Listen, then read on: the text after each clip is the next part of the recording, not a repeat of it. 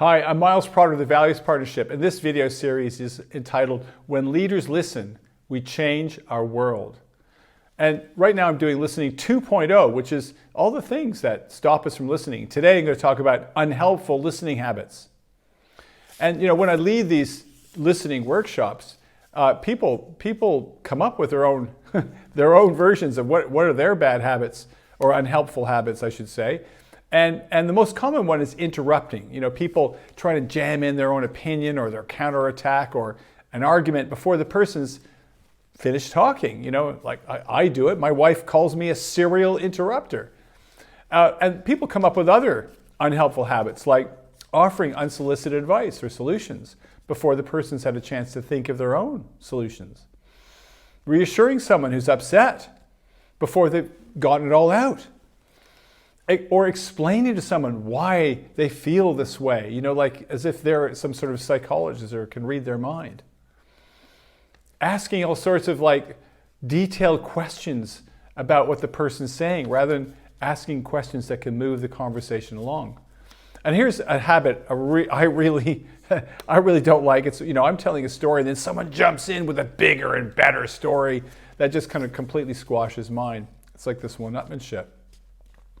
I hate it when people do these things to me, but I also recognize them in myself. And it's like, it's just something we do. And why do we do it? It's because we're uncomfortable and impatient with the silence, with the stumbling, as someone haltingly reaches for words they don't yet have to explain partially formed thoughts that are still swirling around their heads. But by listening patiently, right? We allow the other to formulate their own problem and then to think about their own solution. And when someone lets me do that, it feels so good and I can really own the solution and it's mine. I integrate it. I'm responsible for it. There's this world famous psychologist who says this. He goes, we must give the other a chance to get it all out before we jump on them. Listening to someone lay out their problem, even in a stumbling manner, allows them to dispense with 98 other problems and focus on only one or two. It's worth the wait. Then he adds this. We sort out our brains in conversation. If we don't have anyone to tell our story to, we lose our minds.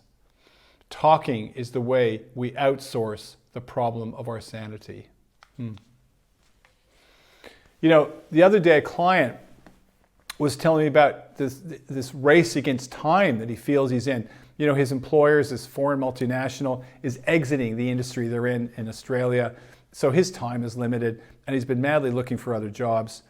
But he's had a lot of rejections and he's just, he said I'm just feeling so low, And, but the interesting thing he was also saying was that he's had time to help his two daughters with their exams. One's doing her year 12 exams.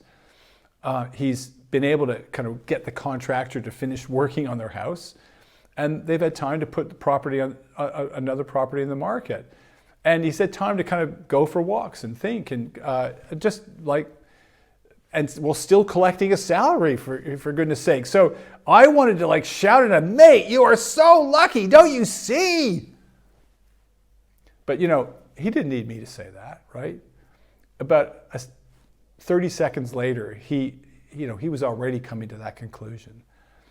And he didn't need my advice. And by the end of the conversation, he was absolutely had transformed his view and was so grateful really for the situation he's in right now, in spite of the rejections. So my challenge to you is to notice your own unhelpful listening habits, like I had to let go of mine, so this guy could kind of see the truth for himself without me telling him. And the thing is, if you do that, you'll give someone the gift of thinking for themselves.